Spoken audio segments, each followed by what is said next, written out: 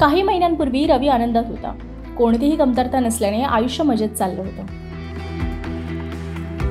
मात्र अतिलोभामुळे आता आनंदावर विरजण पडल्या. लखपती होण्याचं स्वप्न बघणाऱ्या रवीला आता घर खर्चही चालवणं अवघड झालंय. महिन्याच्या 5 तारखेला बँकेतून पर्सनल लोनच्या हप्त्याचा मेसेज आल्यानंतर त्याच्या हृदयाची धडधड वाढू लागली. नेहमी हसतमुख असणारा रवी आता कर्जामुळे हसणं देखील विसरलाय. पर्सनल लोन घेणं बिलकुल वाईट नाही, मात्र चुकीच्या कारणासाठी पर्सनल लोन घेणं महागात पडू शकतं. एका योजनेतून बक्कळ कमाई करण्याची संधी आहे अशी माहिती मिळाल्याने रवीने तब्बल 5 लाखांचं पर्सनल लोन घेतलं आणि 5 लाखांची गुंतवणूक केली. आता या योजनेतून कमाई तर दूरच, कर्जाचा हप्ता मात्र अंगावर पडलाय. अडचणीच्या वेळी पर्सनल लोन घेण्यात कोणतीच चूक नाहीये. कोणत्या कोणत्या कामासाठी आपण कर्ज घेत आहोत यावरच पर्सनल लोन घ्यावं की नाही हे ठरतं. कोणत्या परिस्थितीत पर्सनल लोन घेऊ नये हे आपण आता जाणून घेऊया. हप्ते भरण्याएवढं तुमचं उत्पन्न असल्यास बँका सहजपणे पर्सनल लोन मंजूर करतात. कर्ज मंजूर करण्यापूर्वी बँक तुमचं उत्पन्न, नोकरी, क्रेडिट स्कोअर, कर्ज परतफेडीची क्षमता, मागील कर्ज परतफेडीचा इतिहास पाहतात. पर्सनल लोन असुरक्षित कर्ज असल्याने कोणतीही संपत्ती गहाण ठेवावी लागत नाही. गृहकर्ज, वाहन कर्ज किंवा शेअर, म्युच्युअल फंड किंवा विमा पॉलिसी गहाण ठेवल्यानंतर कमी व्याजदरात कर्ज मिळतं. या उलट कोणतीही वस्तू गहाण ठेवावी लागत नसल्याने पर्सनल लोनचा व्याजदर जास्त असतो. SBI मध्ये पर्सनल लोन 11.5 ते 14.5% व्याजदराने मिळते. बँक ऑफ बडोद्यामध्ये 10.35 ते 18.25%, तर पंजाब नॅशनल बँकेत पर्सनल लोनचा व्याजदर हा 11.40 ते 16.95% आहे. HDFC बँकेत पर्सनल लोनचा व्याजदर हा 15.50 ते 24% आहे, तर ICICI बँकेत 10.50 ते 16% व्याजदर आहे. पर्सनल लोनमध्ये व्याजाशिवाय इतर अनेक शुल्क आकारले जातात. या शुल्काबद्दल आपल्याला कोणतीही माहिती नसते. उदाहरणार्थ loan processing fees, EMI bounce charge, मुदतीपूर्वी कर्जाची परतफेड केल्यास प्रीपेमेंट शुल्क, एवढेच नव्हे तर कर्ज मंजूर करताना GST ही द्यावा लागतो. पर्सनल लोनचा व्याजदर जास्त असतो, विविध शुल्कही द्यावे लागतात. तरीही काही परिस्थितीत पर्सनल लोन घेता येतं, विशेषतः जेव्हा पैशांची तात्काळ गरज असते. फारसे कागदपत्र न देता पर्सनल लोन मंजूर होतं, कर्ज तात्काळ मंजूर होतं. मात्र काही परिस्थितीत पर्सनल लोन कधीही घेऊ नये. कोणताही विचार न करता आपण पैशांची उधळपट्टी करतो. जास्त खर्च झाल्यानंतर एकाच वेळी पैसे भरणं अवघड जातं. मग आपण EMIचा पर्याय निवडतो. अनेक जण फिरण्यासाठी, शॉपिंग करण्यासाठी आणि महाग मोबाईल खरेदी करण्यासाठी कर्ज घेतात. या गरजेच्या बाबी नाहीत. अशा शानशौकीसाठी पर्सनल लोन कधीही घेऊ नका. कर्ज घेऊन मोठ्या व्याजदराचा हप्ता भरण्यापेक्षा दर महिन्याला पैशांची बचत करा.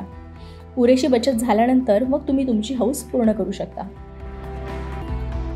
रवीसारखा अनेक जणांना कमी वेळात जास्तीत जास्त नफा कमवण्याचा मोह होतो. त्यानंतर फटाफट नफा कमवण्यासाठी शेअर बाजार, पॉन्झी स्कीम म्हणजेच फसव्या योजनेत गुंतवणूक करतात. या सर्व ठिकाणी खूप जोखीम असते.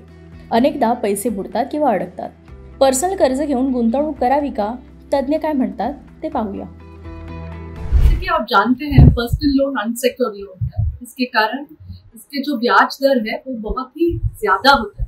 11-12% से ज्यादा होता है. कहीं कहीं 15-16% तक चार्ज करते हैं. इसके अलावा उसके कहीं हिडन कॉस्ट्स हैं.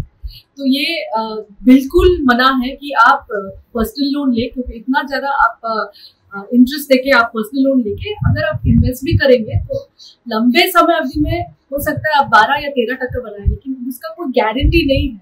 ये जरूर गारंटी है कि आपको EMI भरना है वो पर्सनल लोन का, और उसके अनेक चार्जेस भी भरना है. तो डेफिनेटली नो, पर्सनल लोन नहीं लेना है. आपको कोई भी लोन नहीं लेना इन्वेस्टमेंट्स के लिए. इन्वेस्टमेंट तो आपके सरप्लस से करना है. पर्सनल लोनचा व्याजदर हा सुरक्षित कर्जाच्या व्याजदरापेक्षा जास्त असतो. क्रेडिट स्कोअर 600 पेक्षा कमी असल्यास कधीही पर्सनल लोन घेऊ नका असा सल्ला आर्थिक सल्लागार देतात. क्रेडिट स्कोअर कमी असल्यानंतर जास्त व्याजदराने कर्ज मिळाल्याने कर्जाचा हप्ता वाढतो. मोठा हप्ता असल्याने वेळेवर हप्ता भरता येत नाही. हप्ता न भरल्याने दंड लागतो. कर्जासाठी अर्ज करण्यापूर्वी सध्याच्या कर्जाची परतफेड करून क्रेडिट स्कोअर चांगला करा. अगर आपका जो मौजूदा लोन जो है वो बहुत ज्यादा इंटरेस्ट या ब्याज दर पे है, तो आप सोच सकते हैं कि नया लोन अगर सब्सटैंशियल डिफरेंस में है तो आप वो लेके एक लोन लेके दूसरा लोन चुका सकते हैं. लेकिन ये जरूर याद रखिए कि सिर्फ EMI या इंटरेस्ट रेट नहीं होता लोन पे, कई सारे हिडन चार्जेस होते हैं, इसको भी आपको ध्यान रखना चाहिए। आमतौर पे हम देखते हैं जो आपका एग्जिस्टिंग लोन प्रोवाइडर है, अगर उनके पास आप जाके नेगोशिएट करते हो और अगर आप बताते हो कि हमें बहुत ज्यादा इंटरेस्ट रेट आप चार्ज कर रहे हो, कहीं और से कम मिल रहा है, तो वो खुद अपने आप अपने इंटरेस्ट रेट्स को कम करते हैं। उसके लिए कुछ फॉर्म्स या बहुत कम चार्जेस लेंगे, लेकिन खुद कम करके देते हैं। ये आपके लिए बहुत सही विकल्प रहेगा और आपके लिए बहुत ज्यादा पेपर वर्क की भी जरूरत नहीं है। दुसऱ्यांना मदत करण्यासाठी भावनेच्या भरात जाऊन पर्सनल लोन घेणं ही घोडचूक आहे। कर्ज घेतल्यानंतर दुसऱ्या व्यक्तीने पैसे वेळेत न दिल्यास कर्जाचं ओझं तुमच्या अंगावर पडतं। कर्ज तुमच्या नावावर असल्याने कर्जाच्या परतफेडीची जबाबदारीही तुमचीच आहे। वेळेवर हप्ते न भरल्यास क्रेडिट स्कोरही खराब होतो। त्यामुळे तुमच्या स्वतःच्या गरजेसाठी पर्सनल लोन घ्या। इतरांना मदत करण्याच्या नादात पर्सनल लोन कधीही घेऊ नका। रवी कोणत्या कारणांमुळे संकटात आलाय, अशा संकटात सापडू नये यासाठी कोणती खबरदारी घेतली पाहिजे हे आता तुम्हाला समजलं असेल। निष्फळ खर्चासाठी, मौज मजेसाठी किंवा गुंतवणुकीसाठी कधीही पर्सनल लोन घेऊ नका। कर्ज घेण्यापूर्वी आपण हप्ते वेळेच्या वेळी भरू शकतो का नाही याचा गंभीरपणे विचार करा। क्रेडिट स्कोअर कमी असल्यास चुकूनही पर्सनल लोन घेऊ नका।